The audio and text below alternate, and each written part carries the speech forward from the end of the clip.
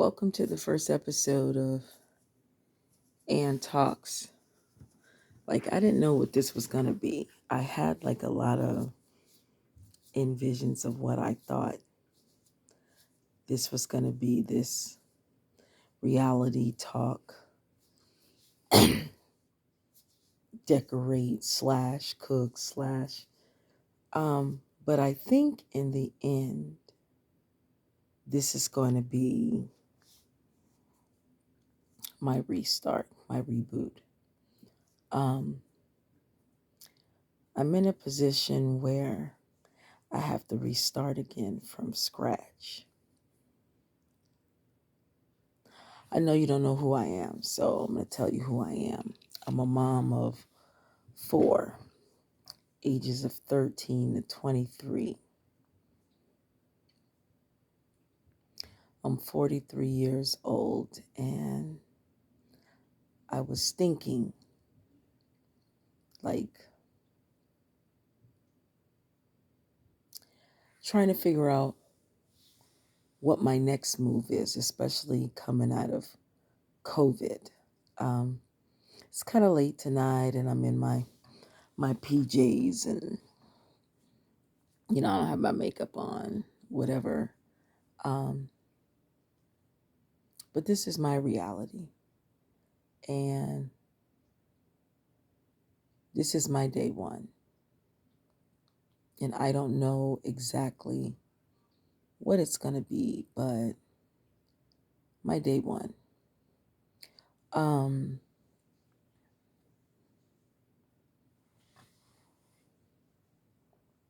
I'm in the middle of packing up my little townhouse I've been in for about 4 years, and it's time for me to make a next move coming out of COVID. And um, I don't know where I go from here. Currently living in Charlotte, um, coming from South Florida. This has been by far, and I've lived a couple places. I've lived in Atlanta, I've lived in Houston, but this is by far probably the weirdest move, even for me. This was by far the weirdest move because I don't know what the fuck this was supposed to be. Um,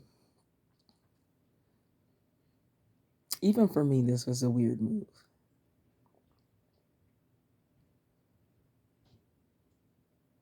So, I'll tell you what I do for a living.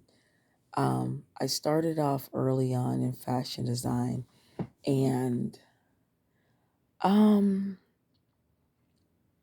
I didn't go on to New York like I should have because that was like the big dream. I think had I have gone, I don't know what I would have done had I have really, really, really gone.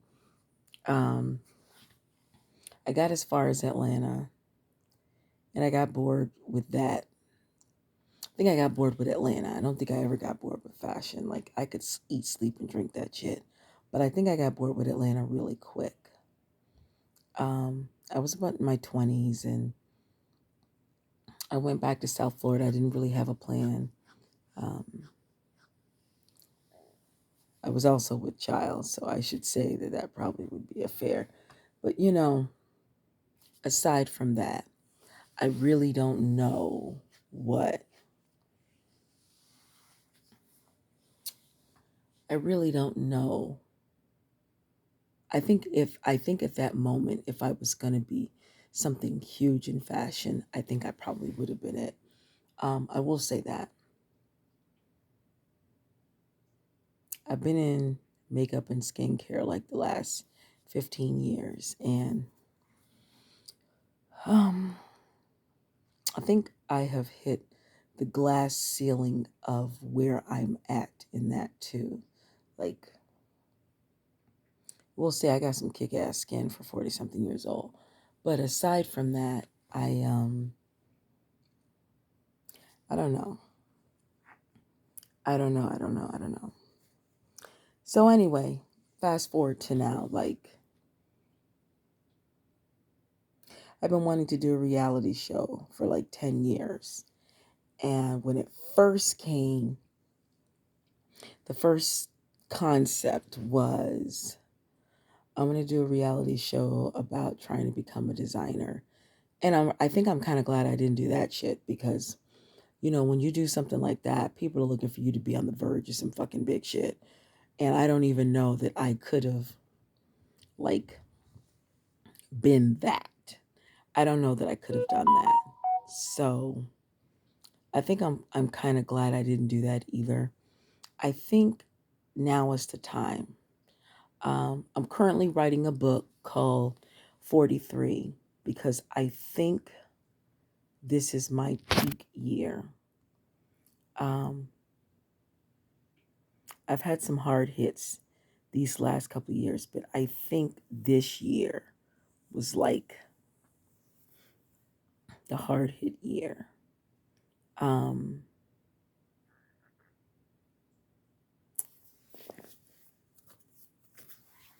I've been in makeup and cosmetics and skincare really, really, really long time. And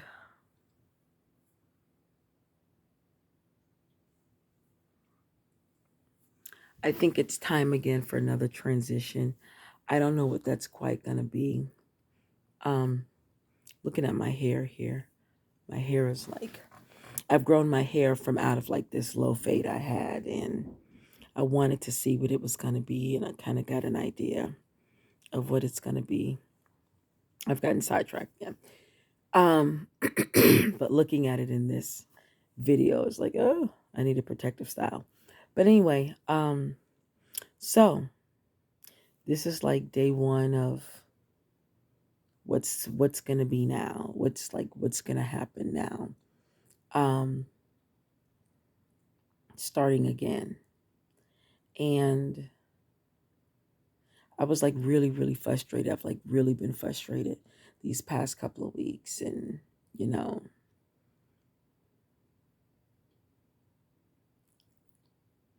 the anger and the rage of some things that have, gone on in the background. It's just like, I've had enough type of thing where you've kind of had enough of the bullshit. And it's like, I'm kind of sick of bullshit.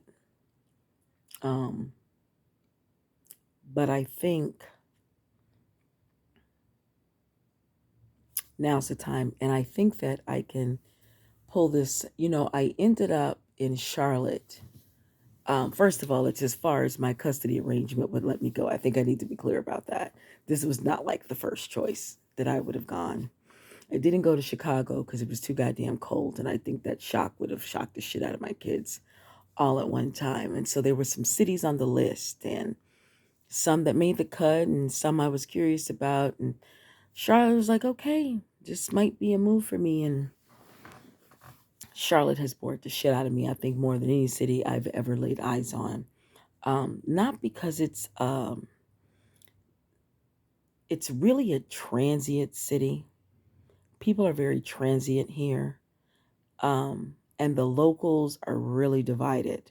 And I think on the outside, the people who were born here really don't know what that looks like. It's almost when you come here, you have to pick a racial divide. That's what I experience. People who aren't from here don't mingle with people who are from here. And the people who are from here, it's almost like a racial divide. Um, I've never experienced anything like this. It's like it's almost like intrusive to your spirit. Um, but I came here on a jump after divorce, and I can remember um, Steve Harvey at that time was like really on this. You have to jump in order to get to the next thing, and your parachute isn't gonna. Well, I'd like to goddamn tell Steve Harvey that I've goddamn jumped, and I'm gonna just tell you, my parachute fucking didn't open at all when I fucking got here. And he's probably would laugh if he could see this. Like my fucking parachute, I think I snapped a fucking piece of the rope, like getting here, like almost immediately. I've almost crashed and burned. And I've struggled for the 4 years that I've been here, because the racial divide not only goes um, through the social factor of this, but it also kind of does work wise. I found out very quickly, a little brown girl, they weren't giving you shit. Um, who do you think you are, little brown girl, coming here asking to be the manager, leader, director of anything? I don't give a shit what your resume says. We'll let you work here behind this counter and pay you this, what we consider to be a competitive salary of $12 an hour. But we're one not giving you shit else. And I mean, it was so literal. I can't even get the word out. When I got here, it was just like, wow. It was very blatant, in your face, and kind of letting you know where you stood. And I thought, I'm going to overcome this. I'm going to do this shit. I'm going to overcome this. And then came the political warfare, of being caught in the Trump divide and being caught in. It's almost like we were back to picking the side, because I came here and hadn't picked this side. And now I'm working a job where it seems like even at work, I should have picked this side. And I really found out what being a brown girl really meant after I got here. Like, never in 1,000 years. In Florida, I was just me. And when I got here, I was like me, but bitch, you're a brown girl first. And so this has been a really, really, really hard emotional pitfall. So today is the first day of like, what the fuck are you gonna be, bitch? Like, who are you when you wake up in the morning? My favorite days are Mondays. Odd enough, because I know a lot of people fucking hate Mondays. I know a lot of people go, God, it's Monday. I have to get up, go to work, and this and that, and it's the back to the grind, and I don't work for the week. I fucking hate weekends. I have to say, I've always hated a weekend because for me, a weekend is kind of like, first of all, I'm gonna say, I shouldn't say, but I'm gonna go ahead and say it. I date horribly, so it's kind of like, okay, now, bitch, you got it's the weekend and you don't have a date. Um. Anyway, I like a Monday. A Monday is a fresh start. A Monday is this new week. It's this new goal. I'm very goal oriented. It is an opportunity to like do something else. It's an opportunity to learn something else. It's an opportunity to quit some shit you didn't want to do last. It's like all of those things. And so for me, that's what a Monday signifies. So I'm kind of filming this on a Sunday night, getting ready to roll into this Monday. And this is the first day where I have to like find what my new life is going to be going forward. I never thought at 43 I'd be doing this shit. But I'm writing a book, 43, on what I've learned thus far going to this moment and what this moment really, really, really, really means. I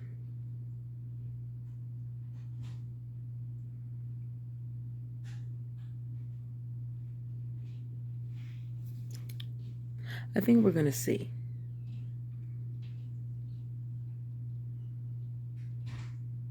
We're going to see.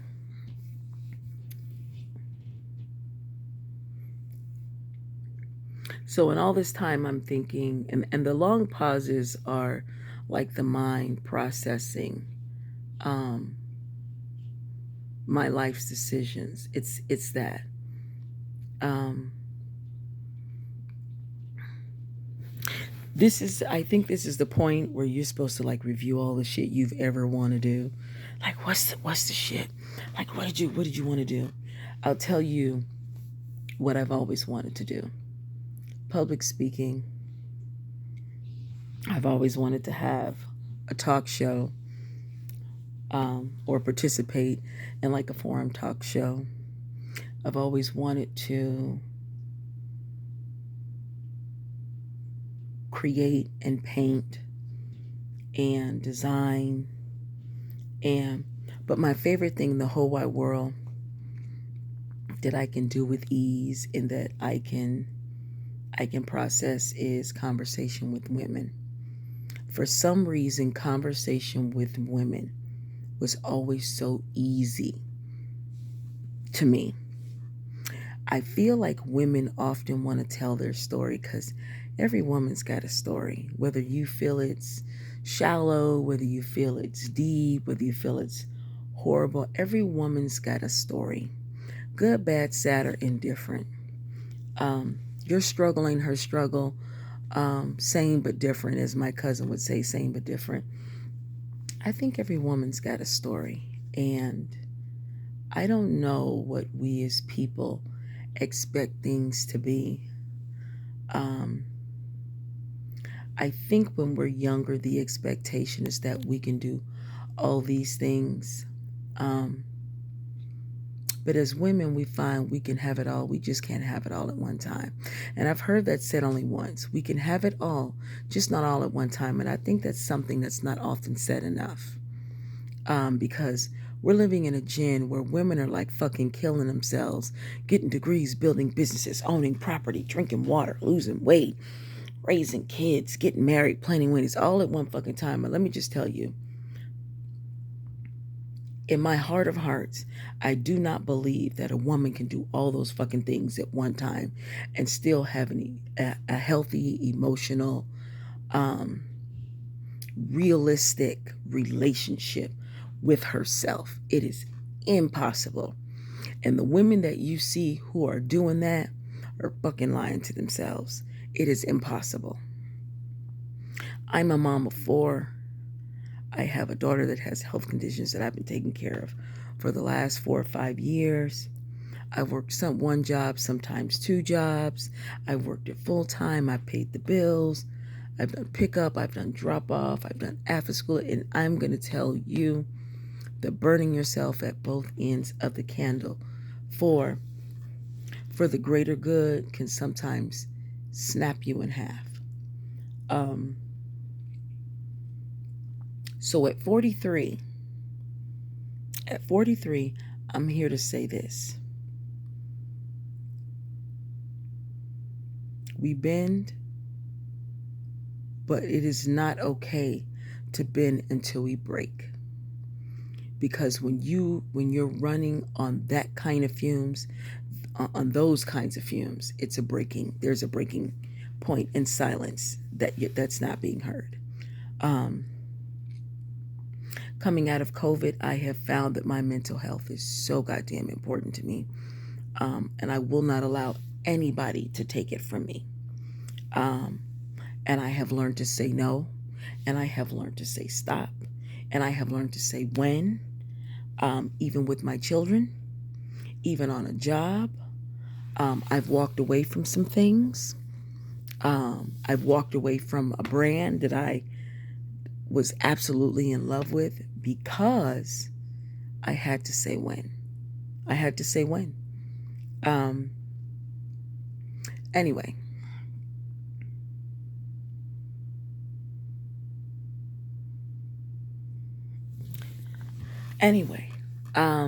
I'm here and this is my episode 1. This is episode 1. Right now it's just me, and it's the quiet, and it's the beginning. So I like to tell Steve Harvey, because I have to go back to this, because I was up at fucking 1, maybe 2 in the morning, and it was towards New Year's, and I had just divorced, and I felt, as I closed that chapter of my life that was completely over, it was time to jump. Because she's like, oh, you gotta jump, because you'll never know, and this and this and that. And I'm thinking, okay, I'm gonna jump. But your parachute may not open right away. You don't say. But you'll never know if you don't jump. Steve, I jumped. My parachute strings, I think, snapped. on my way out. Um, and I almost want to call you and ask you, where the fuck do we go from here? Because I'm on year 4. And I feel like I'm on this gerbil wheel. And I don't know if it's where I moved, how I went about the move, or just the fact that I tried some other shit. Like, what is this fucking process? I've gotten lost in the process. I made the goals. I came. Anyway, thank you for hanging on here to process to episode 1.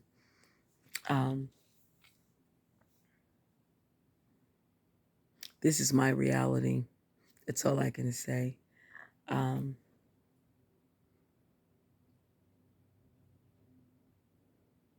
Blessings to all my queens who are out here on this grind, trying to make shit happen, even when it looks like shit ain't happening.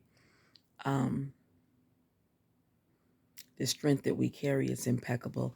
And I don't even want to say it like that, because that sign of strength to me is not a badge of honor. Some of us been waiting for some shit a long time. It's kind of broken our hearts. At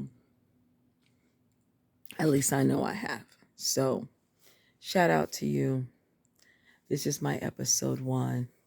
Follow me on this journey. Please don't ask me where it goes. I don't really know. This is my journey out of the pandemic. It's good to see you. Right now, I'm just packing these boxes. Talk to you soon.